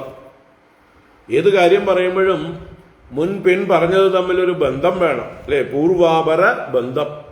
അപ്പൊ മുമ്പ് പറഞ്ഞിട്ടുള്ള പലതിനും വിരുദ്ധമായിട്ട് അന്വയിക്കാത്ത രീതിയിൽ, ഉചിതമല്ലാത്ത രീതിയിൽ ന അന്വിതാഹ ഏവം വദന്തി, ഇങ്ങനെ പറയുന്നു. യത് സ്വവാചക വിരുദ്ധ്യത, അതുകൊണ്ട് തന്നെ അവരുടെ വാക്കുകൾ തമ്മിൽ തന്നെ വിരുദ്ധമായിരിക്കുന്നു, കോൺട്രഡിക്റ്റിംഗ് ആയിരിക്കുന്നു. അപ്പൊ അവർ പറഞ്ഞത് തന്നെ പരസ്പരം കോൺട്രഡിക്റ്റിംഗ് ആയിരിക്കുന്നു. തേ ന സ്മരന്തി, അവർ വേണ്ടതുപോലെ കാര്യങ്ങളെ സ്മരിച്ചുകൊണ്ട്, ഓർമ്മിച്ചുകൊണ്ട്, പരസ്പര ബന്ധത്തോടുകൂടി, അന്വയത്തോടുകൂടി പറയുകയല്ല. നൂനം. അപ്പൊ ഭഗവാനെ സംബന്ധിച്ച് ഇങ്ങനൊരു മോഹം ഒരിക്കലും ഉണ്ടാവുകയില്ല. പൂർവാപര ആലോചനയില്ലാത്ത ഏതൊക്കെയോ ആളുകളാണ് ഇത് പറഞ്ഞിരിക്കുന്നത്. പരസ്പര ബന്ധമില്ലാത്തതായിട്ടുള്ള കാര്യമാണ് ഈ പറയുന്നത്. അതുകൊണ്ട് അത് എടുക്കേണ്ടതില്ല എന്ന് തുടർന്നും ഉള്ള ശ്ലോകങ്ങളിലൂടെ സൂചിപ്പിക്കുന്നു. ക്വശോകമോഹൗ സ്നേഹോ വാ ഭയം വായജ്ഞസംഭവാഃ ക്വചാഖണ്ഡിത വിജ്ഞാനജ്ഞാനൈശ്വര്യസ്ത്വഖണ്ഡിതഃ. ക്വശോകമോഹൗ സ്നേഹോ വാ ഭയം വായജ്ഞസംഭവാഃ ക്വചാഖണ്ഡിത വിജ്ഞാനജ്ഞാനൈശ്വര്യസ്ത്വഖണ്ഡിതഃ. അജ്ഞസംഭവാഃ യേ ശോകമോഹൗ സ്നേഹഃ വാ ഭയം വാ ക്വ, ഇതൊക്കെ അജ്ഞന്മാർക്ക് സംഭവിക്കുന്നതാണ്. അജ്ഞസംഭവാഹ, അറിവില്ലാത്ത ആളുകളിൽ സംഭവിക്കുന്ന കാര്യങ്ങളാണ്. ഏതൊക്കെയാണ്? ശോകമോഹൗ, ശോകം, മോഹം, സ്നേഹ വാ, മമത, സ്നേഹം മുതലായതൊക്കെ അധികമായിട്ട് ഇമോഷൻസ് ആയിട്ട് പ്രകടമാകുന്നത് അജ്ഞന്മാർക്കാണ്. ഭയം വാ, ഭയമാകട്ടെ അജ്ഞസംഭവങ്ങളായിട്ടുള്ളത്. ക്വ അഖണ്ഡിത, സമ്പൂർണനായിരിക്കുന്ന അഖണ്ഡ വിജ്ഞാന ജ്ഞാന ഐശ്വര്യത്തോടുകൂടി.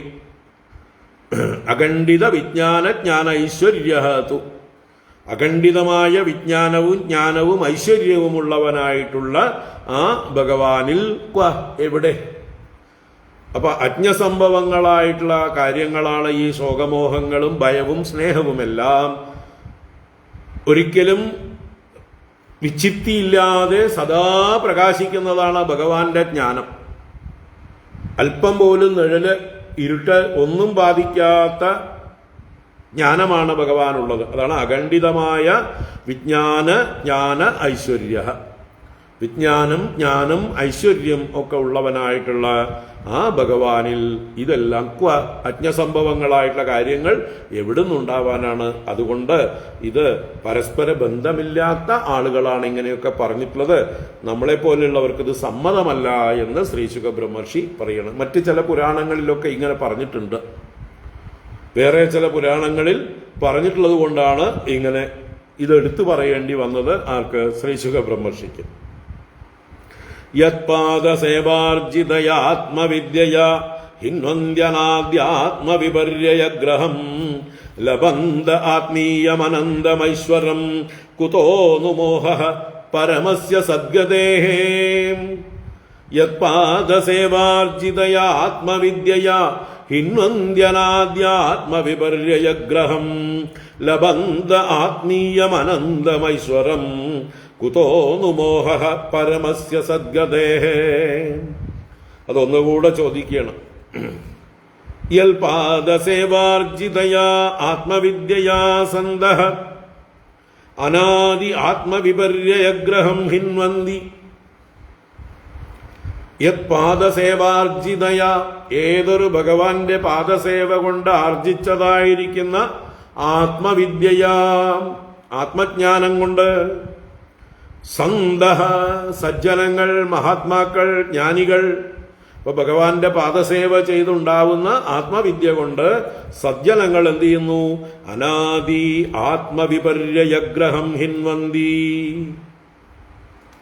അനാദിയായ എപ്പോഴാണ് തുടങ്ങിയത് എന്നറിയില്ല നമ്മുടെ അജ്ഞാനം. അജ്ഞാനത്തിന്റെ ആദി കണ്ടെത്താൻ പറ്റില്ല. ഉറങ്ങിക്കിടക്കുന്ന നമുക്ക് എപ്പോഴാണ് ഞാൻ ഉറങ്ങിയത് എന്ന് കണ്ടുപിടിക്കാൻ പറ്റില്ല. സ്വപ്നം കണ്ടുകൊണ്ടിരിക്കുന്ന നമുക്ക് ഞാൻ എപ്പോഴാ സ്വപ്നം കാണാൻ തുടങ്ങിയത് എന്ന് കണ്ടുപിടിക്കാൻ പറ്റില്ല. അതുപോലെയാണ് ഇപ്പോ അവിദ്യയിൽ ഇരുന്നു കൊണ്ട് ഈ അവിദ്യ എപ്പോൾ ആരംഭിച്ചു എന്ന് നമുക്ക് കണ്ടുപിടിക്കാൻ സാധ്യമല്ല. അതാണ് അനാദിയായിരിക്കുന്ന ആത്മവിപര്യഗ്രഹം. ആത്മാവിനെ വിപരീതമായി ഗ്രഹിക്കുന്ന ആ അജ്ഞാനം, അന്യതാജ്ഞാനം, തെറ്റിദ്ധാരണ അഥവാ മോഹം, ഇതിനെയൊക്കെ ഹിൻവന്തി, നശിപ്പിക്കുന്നു. അപ്പൊ ഭഗവാന്റെ പാദസേവ കൊണ്ടാണ് ഈ അജ്ഞാനത്തെ നശിപ്പിക്കുവാനുള്ള ആത്മവിദ്യ നേടുന്നത്. അങ്ങനെ ഇരിക്കെ ആത്മീയം അനന്തം ഐശ്വരം ലഭന്തെ. എന്നിട്ട് അതേ സജ്ജനങ്ങൾ ആത്മീയം അനന്തം ഐശ്വരം ലഭന്തെ, അവരും ആത്മാവിനെ സംബന്ധിച്ച നാശരഹിതമായിട്ടുള്ള ഐശ്വര്യത്തെ പ്രാപിക്കുന്നു, ഈശ്വരീയ സ്ഥാനത്തെ പ്രാപിക്കുന്നു.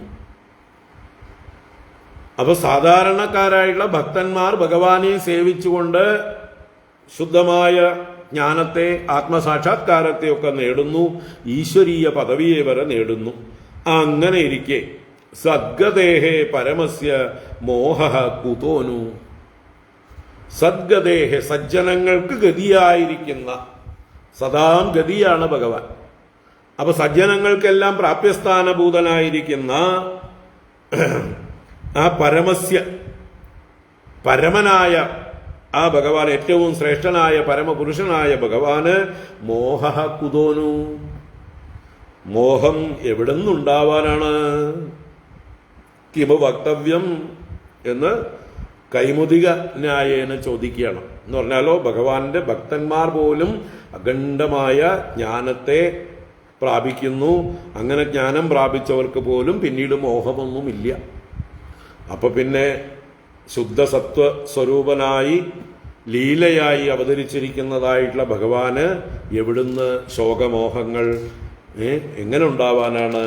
അല്ലെ, ഭഗവാനെ സാക്ഷാത്കരിച്ച ആളുകൾക്ക് പോലും ശോകമോഹമില്ല. തസ്യ കോ മോഹ കശോക ഏകത്വം അനുപശ്യത എന്ന് ഉപനിഷത്ത് പറയുന്ന, ഏകത്വത്തെ എല്ലായിടത്തും ദർശിക്കുന്ന ആ ഒരു ജ്ഞാനിക്ക് കോ മോഹ കശോക, എവിടുന്ന് ശോകമോഹങ്ങൾ? അപ്പൊ പിന്നെ ഒരിക്കലും സാധാരണക്കാരെ പോലെ വാസന കൊണ്ട് ബന്ധിതനായി കർമ്മവശമായിട്ട് ജനിച്ചവനല്ല ഭഗവാൻ. പൂർണ്ണജ്ഞാനത്തോടെ സ്വതന്ത്രമായി സത്വഗുണത്തെ സ്വീകരിച്ചുകൊണ്ട് ലീലയാ അവതരിച്ച ഭഗവാന് ഒരിക്കലും ശോകമോഹങ്ങൾ ബാധിക്കുകയില്ല. അതുകൊണ്ട് എനിക്ക് സമ്മതമല്ല എന്ന് ശ്രീശുക ബ്രഹ്മർഷി. കാരണം ശ്രീശുക ബ്രഹ്മർഷി ആ തലത്തിൽ ഇരിക്കുന്ന ആളാണ്. അദ്ദേഹത്തിന് നല്ല ഉറപ്പുണ്ട്, ഈ ബ്രഹ്മജ്ഞാനികളായിരിക്കുന്ന ആളുകൾക്ക് തന്നെ ശോകമോഹങ്ങളില്ല. അപ്പോ ബ്രഹ്മജ്ഞാനികളാൽ സേവിക്കപ്പെടുന്ന ഏതൊരുവന്റെ പാദസേവ ചെയ്തിട്ടാണോ ബ്രഹ്മജ്ഞാനികൾക്ക് ആ ജ്ഞാനം ലഭിക്കുന്നത്, ആ ഭഗവാന് ഒരിക്കലും ശോകമോഹം ഉണ്ടാവുകയില്ല. അപ്പൊ നമുക്ക് ശ്രീശുക ബ്രഹ്മർഷിയുടെ പക്ഷം ചേരാം. മറ്റുള്ളവരെന്തോ പറയട്ടെ, അല്ലേ? തുടർന്ന്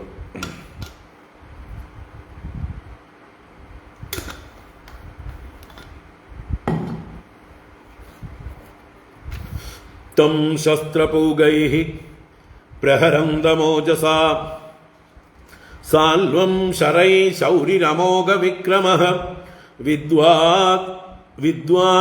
വിദ്വാച്ഛിനത് വർമ്മധനുശിരോമണിം സൗഭം ച ശത്രോർഗദയാരുരോജഃ. തം ശസ്ത്രപൂഗൈ പ്രഹരന്തമോജസാ സാൽവം ശരൈ ശൗരിരമോഘ വിക്രമഃ വിദ്വാച്ഛിനത് വർമ്മധനുശിരോമണിം സൗഭം ച ശത്രോർഗദയാരുരോജഃ.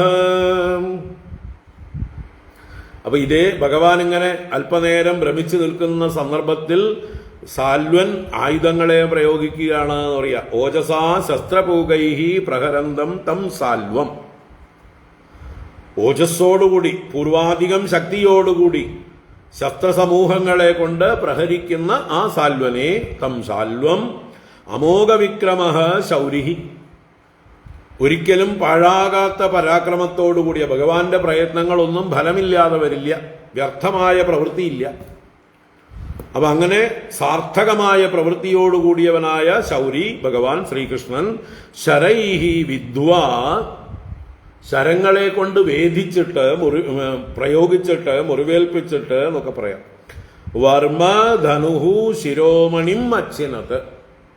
വിദ്വ അച്ഛിനത് വർമ്മ ധനുഹു ശിരോമണി.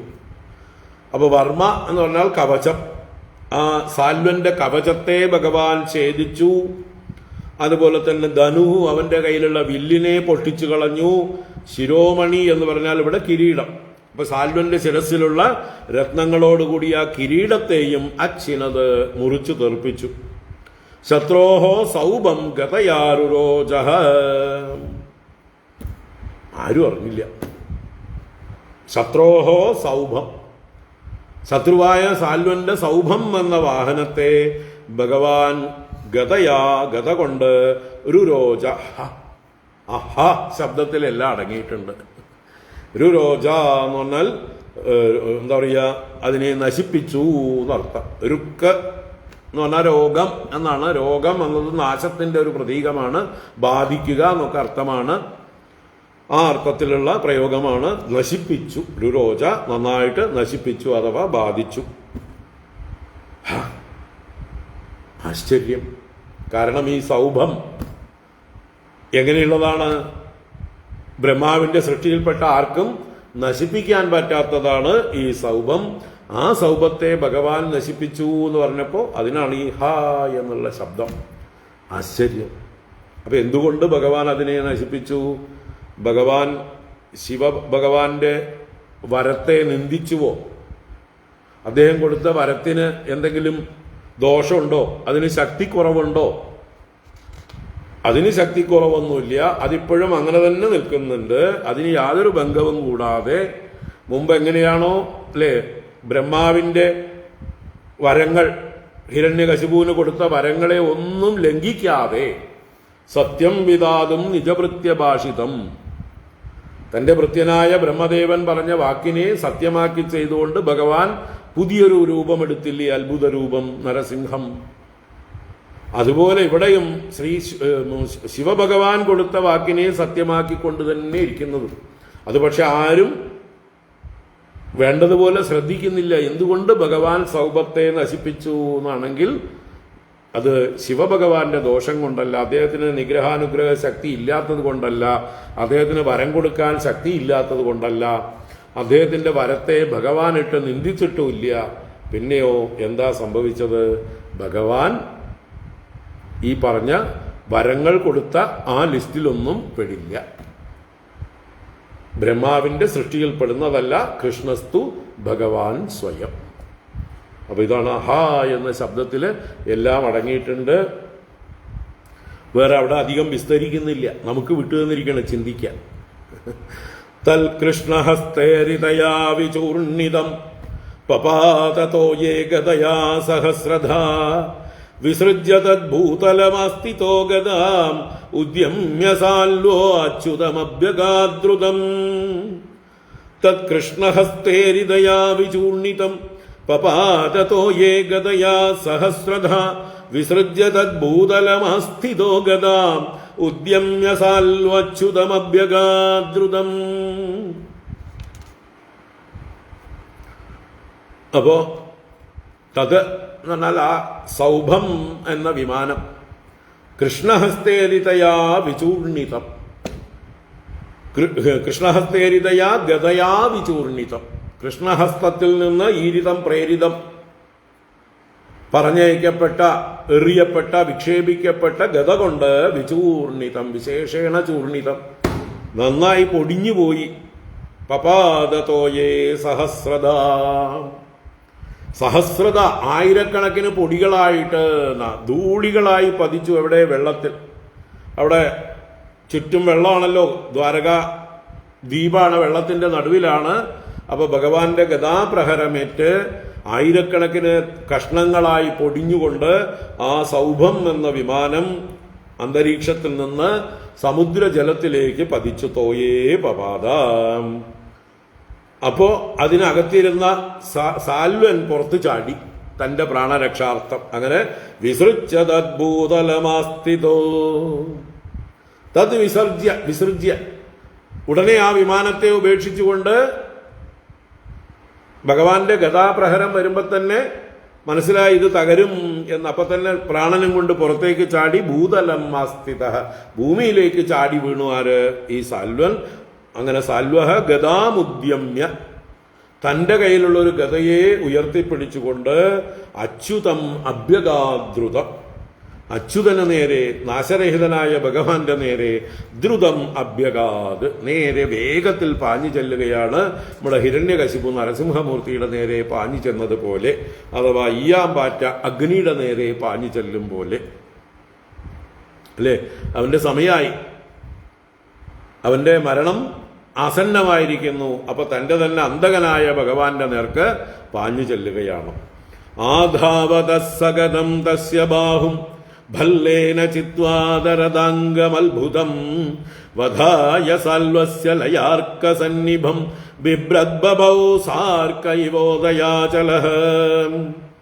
ആധാവത സഗതം തസ്യ ബാഹും ഭല്ലേന ചിത്വാദരദാംഗമത്ഭുതം വധായ സാൽവസ്യ ലയാർക്കസന്നിഭം ബിഭ്രദ്ബഭൗ സാർക്കൈവോദയാചലഃ. ആധാവതഃ തസ്യ, ആധാവനം ചെയ്യുക, തന്റെ നേർക്ക് പാഞ്ഞു വരിക. ധാവനം ചെയ്യുക, ഓടുകയാണ്, നേരിട്ട് വരികയാണ് ഇവിടെ. ആധാവത, തന്റെ നേരെ പാഞ്ഞു വരുന്നവനായ ആ തസ്യ സാൽവസ്യ, സാൽവന്റെ സഗതം ബാഹും ഭല്ലേന ചിത്വ, സഗതം ബാഹും, അവന്റെ ഗദയോടുകൂടിയ കയ്യിനെ ഭഗവാൻ തന്റെ ഭല്ലം എന്ന് പറഞ്ഞാൽ അസ്ത്രം കൊണ്ട് ഛേദിച്ച്, അസ്ത്രപ്രയോഗം കൊണ്ട് ഛേദിച്ചിട്ട് ഭല്ലേന ചിത്വ സാൽവസ്യ വധായ, ആ സാൽവനെ വധിക്കാനായിക്കൊണ്ട് ലയാർക്ക സന്നിഭം അത്ഭുതം രഥാംഗം ബിഭ്രത്. രഥാംഗം ബിഭ്രത്, രഥാംഗം ചക്രം, രഥത്തിന്റെ അവയവം പോലിരിക്കുന്ന ആ ചക്രത്തെ, രഥാംഗത്തെ ധരിച്ചു കയ്യില് നിർത്തി. എങ്ങനെയുള്ളത്? ലയാർക്ക സന്നിഭം. ഇവിടെ ലയാർക്കൻ എന്ന് പറഞ്ഞാൽ പ്രളയകാലത്തെ സൂര്യൻ. അസ്തമന സൂര്യനെയും ലയാർക്കൻ എന്ന് പറയാം. ഇവിടെ പ്രളയകാലത്തെ സൂര്യൻ, പ്രളയകാലത്തെ സൂര്യൻ പ്രചണ്ഡമായിട്ട് ജ്വലിക്കും. അപ്പൊ അതുപോലെ ജ്വലിക്കുന്ന, എല്ലാറ്റിനെയും നശിപ്പിക്കുന്ന സൂര്യനാണ് പ്രളയ സൂര്യൻ. അപ്പൊ അതുപോലെ ആ സംഹാരഭാവത്തെ പ്രാപിച്ചുകൊണ്ട് ഭഗവാന്റെ കയ്യിലുള്ള ചക്രം ശോഭിക്കുകയാണ്. കോടി സൂര്യ സമപ്രഭം. അപ്പൊ ലയാർക്ക സന്നിഭം അത്ഭുതം രഥാംഗം, അത്യത്ഭുതമായ ഭഗവാന്റെ ആ ചക്രത്തെ ധരിക്കുന്നവനായി ബിഭ്രത് സഹ സാർക്കഃ ഉദയാചലഃ ഇവ ബഭൗ. നല്ലൊരു ഉപമ. സാർക്കഃ ഉദയാചലഃ ഇവ ബഭൗ. അർക്കനോടുകൂടിയ, സൂര്യനോടുകൂടിയ ഉദയപർവ്വതത്തെ പോലെ ശോഭിച്ചു. ഇപ്പൊ ഭഗവാനെ ഒരു ആ പർവ്വതത്തോട് ഉപമിച്ചിരിക്കണം. പർവ്വതം നല്ല കറുത്തതാണ് അല്ലെ, ഭഗവാന്റെ ശരീരവും കറുത്തതാണ്. ആ കറുത്ത പർവ്വതത്തിന്റെ മുകളിൽ സൂര്യൻ എങ്ങനെ ഉദയത്ത് ജ്വലിച്ചുകൊണ്ട് ഉദിച്ചു വരുമോ ആ രീതിയിൽ ജ്വലിച്ചുകൊണ്ട് ഭഗവാന്റെ ശരീരത്തോട് ചേർന്ന് നിൽക്കുന്ന ഈ ചക്രം ഉദയപർവ്വതത്തിൽ ഉദിച്ചുയരുന്ന സൂര്യനെ പോലെ കാണപ്പെട്ടു. സാർക്കഃ ഉദയാചലഃ ഇവ ബഭൗ. ജഹാരതേനൈവ ശിരസ്സ കുണ്ഡലം കിരീടയുക്തം പുരുമായിനോ ഹരിഃ വജ്രേണ വൃത്രസ്യ യദാ പുരന്ദരോ ബഭൂവ ഹാഹേതി വചസ്തദാ നൃണാം. ജഹാരതേനൈവ ശിരസ്സ കുണ്ഡലം കിരീടയുക്തം പുരുമായിനോ ഹരിഃ വജ്രേണ വൃത്രസ്യ യദാ പുരന്ദരോ ബഭൂവ ഹാഹേതി വചസ്തദാ നൃണാം. പുരുമായിനഃ, വലിയ മായാവിയായ സാൽവന്റെ, മായാവിനഃ തസ്യ സാൽവസ്യ, ആ സാൽവന്റെ കിരീടയുക്തം സകുണ്ഡലം ശിരഃ, കിരീടത്തോടു കൂടിയതും കുണ്ടലത്തോടു കൂടിയതും കർണാഭരണങ്ങളോട് കൂടിയതുമായിട്ടുള്ള ആ ശിരസിനെ ഹരിഹി, ആ ഹരി എന്ത് ചെയ്തു? ജഹാര, ഹരി ഹരിച്ചു. ഹരിയുടെ പണി ഹരിക്കലാണ്. ഹരി ജഹാര, ഹരിച്ചു. അവന്റെ ശിരസിനെ ഹരിച്ചെടുത്തു. ഏതുപോലെ? അതാണ് ഇവിടെ വൃത്രസ്യ വജ്രേണ പുരന്തരഃ യദാ. വൃത്രസ്യ, വൃത്രാസുരന്റെ ശിരസിനെ ആ പുരന്തരൻ ഇന്ദ്രൻ വജ്രേണ, തന്റെ വജ്രായുധം കൊണ്ട് എങ്ങനെ ഛേദിച്ചെടുത്തുവോ അതുപോലെ ഭഗവാനിതാ ഈ സാൽവന്റെ ശിരസിനെ തന്റെ ചക്രം കൊണ്ട് ഛേദിച്ചു. ജഹാര തദാ നൃണാം ഹാ ഹാ ഇതി വചഃ ബഭൂവ. ആ സമയത്ത് അതെല്ലാം കണ്ടു നിൽക്കുന്നവരായ എല്ലാവരും ഹാ ഹാ എന്ന് അത്ഭുതത്തോടെ ശബ്ദമുണ്ടാക്കി എന്ന് പറയാം. കാരണം ഭഗവാന്റെ ആ ഒരു ലീലാ പരാക്രമം എത്ര ശക്തനായി സൗഭം എന്ന വിമാനത്തോടുകൂടി വന്നതായിട്ടുള്ള ആ സാൽവനെ ഭഗവാൻ എങ്ങനെ നിസ്സാരമായിട്ട് വധിച്ചു കളഞ്ഞു എന്നുള്ളതിന്റെ ആശ്ചര്യത്തെ പ്രകടിപ്പിച്ചുകൊണ്ട് ജനങ്ങളെല്ലാം ഹാഹാകാരം പുറപ്പെടുവിച്ചു. ഹാഹാ ഇതി വചഃ ബഭൂവ. തസ്മിൻ നിപതിതേ പാപേ സൗഭേ ച ഗദയാ ഹതേ നേതുർദുന്ദുഭയോ രാജൻ ദിവി ദേവഗണേരിതാഃ സഖീനാം അപചിതിം കുർവൻ ദന്തവക്ത്രോരുഷാഭ്യഗാദ്. തസ്മിൻ നിപതിതേ പാപേ സൗഭേ ച ഗദയാ ഹതേ നേതുർദുന്ദുഭയോ രാജൻ ദിവി ദേവഗണേരിതാഃ സഖീനാമപചിതിം കുർവൻ ദന്തവക്ത്രോരുഷാഭ്യഗാദ്. തസ്മിൻ നിപതിതേ പാപേ സൗഭേ ച ഗദയാ ഹതേ. അപ്പോ തസ്മിൻ പാപേ നിപതിതേ സതി, ആ പാപി നിപതിച്ചപ്പോൾ, ആ മഹാദുഷ്ടനായ സാൽവൻ മരിച്ചു വീണപ്പോൾ, നിപതിച്ചപ്പോൾ, സൗഭേ ച ഗദയാ ഹതേ, ആ സൗഭം എന്നവന്റെ വിമാനവും വാഹനവും ഭഗവാന്റെ ഗദ കൊണ്ട് നശിപ്പിക്കപ്പെട്ടു. അങ്ങനെ സൗഭേ ച ഗദയാ ഹതേ നേതുർദുന്ദുഭയോ രാജൻ ദിവി ദേവഗണേരിതാഹ. ദിവി, ആകാശത്ത് ദേവഗണേരിതാഹ ദുന്ദുഭയഃ, ദേവഗണങ്ങളാൽ പ്രയോഗിക്കപ്പെട്ട ഘോഷിക്കപ്പെട്ടതായിട്ടുള്ള ആ ദുന്ദുബികൾ ആകാശത്ത് മുഴങ്ങി. നേതുർ നാദം ചെയ്തു. നേതുർ ദുന്ദുഭയോ രാജൻ ദിവി ദേവഗണേരിതാഹ. അപ്പൊ ഇങ്ങനെ ദേവന്മാരെല്ലാം സന്തോഷിച്ച് വാദ്യഘോഷങ്ങൾ മുഴക്കി ആഹ്ലാദം പ്രകടിപ്പിച്ചു ആ ദുഷ്ടനായ സാൽവൻ മരിച്ചപ്പോൾ. ഈ സമയത്ത് സഖീനാം അപചിതിം കുർവൻ ദന്തവക്ത്രോ ഋഷാഭ്യഗാത്.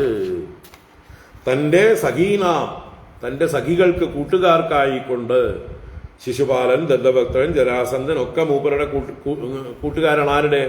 ദന്തവക്ത്രന്റെ. ദന്തവക്ത്രൻ ഭഗവാന്റെ മറ്റൊരു കസിനാണ്. ശിശുപാലനെ പോലെ തന്നെ വസുദേവരുടെ മറ്റൊരു സഹോദരിയുടെ പുത്രനാണ് ദന്തവക്ത്രൻ. ആ ദന്തവക്ത്രൻ ജയവിജയന്മാരിൽ വിജയനാണ്. ഹിരണ്യാക്ഷനും കുംഭകർണനുമായി 2 ജന്മം കഴിഞ്ഞ് 3ാമത്തെ ജന്മമാണ് ദന്തവക്ത്രൻ. അപ്പൊ ആ ദന്തവക്ത്രൻ തന്റെ സമയമായപ്പോൾ ഭഗവാന്റെ നേരെ പാഞ്ഞു വരികയാണ്. എന്തിന്? തന്റെ സുഹൃത്തുക്കൾക്ക് അപചിതിം കുർവന്. അപചിതി എന്ന് പറഞ്ഞാൽ അവർക്ക് വേണ്ടി കർമ്മം ചെയ്യാൻ, അഥവാ അവർക്ക് വേണ്ടി പ്രതികാരം ചെയ്യാൻ, സുഹൃത്തുക്കൾക്കുള്ള പ്രത്യുപകാരം അല്ലെങ്കിൽ അവർക്ക് വേണ്ടി ചെയ്യേണ്ട കർമ്മം ചെയ്യാനായിക്കൊണ്ട് അവർക്ക് തൃപ്തി ആവണമെങ്കിൽ എന്ത് വേണം? തങ്ങളുടെ മരിച്ചുപോയ സുഹൃത്തുക്കൾക്ക് തർപ്പണം ചെയ്യാൻ. എങ്ങനെയാണ് തർപ്പണം ചെയ്യേണ്ടത്? അവരെ വധിച്ച ശത്രുവിനെ വധിച്ചുകൊണ്ട്.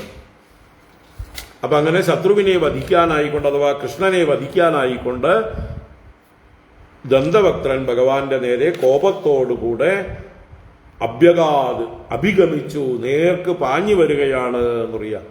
ദന്തവക്ത്രോ രുഷാ അഭ്യഗാത്, ക്രോധത്തോടുകൂടി ഭഗവാന്റെ നേരെ പാഞ്ഞു വരുന്നു. ഇത് പറഞ്ഞുകൊണ്ട് ഈ അധ്യായം ഇവിടെ പൂർണ്ണമാകുകയാണ്. ഇതി ശ്രീമദ് ഭാഗവതേ മഹാപുരാണേ പാരമഹംസ്യാം സംഹിതായാം ദശമസ്കന്ധേ ഉത്തരാർദ്ധേ സൗഭവതോ നാമ സപ്തസപ്തതിതമോऽധ്യായഃ. സർവത്ര ഗോവിന്ദനാമ സങ്കീർത്തനം. ഗോവിന്ദ ഗോവിന്ദ. നാരായണാഖില ഗുരോ ഭഗവൻ നമസ്തേ. നാരായണാഖില ഗുരോ ഭഗവൻ നമസ്തേ. പിന്നെ അടുത്ത അധ്യായത്തിലാണ് ഈ ദന്തവക്ത്രന്റെ വധം. അത് കഴിഞ്ഞ് പിന്നെ അടുത്ത അധ്യായത്തിൽ ബലരാമസ്വാമിയുടെ തീർത്ഥയാത്ര മുതലായ കഥകളൊക്കെ വരികയാണ്. നമുക്ക് നാളെ തുടരാം. നാളെ രാവിലെ ക്ലാസ് ഉണ്ടാവും. നാളെ 11 മണിക്ക് കാണാം. ഓം കായേന വാചാ മനസേന്ദ്രിയൈർവാ ബുദ്ധ്യാത്മനാ വാ പ്രകൃതേ സ്വഭാവാത് കരോമി യദ്യത് സകലം പരസ്മൈ നാരായണായേതി സമർപ്പയാമി. ഓം ശാന്തി ശാന്തി ശാന്തി. ഹരി ഓം ശ്രീ ഗുരുഭ്യോ നമഃ. ഹരി ഓം. നാളെ രാവിലെ തുടരാം. ഹരി ഓം. എല്ലാവർക്കും ശുഭരാത്രി.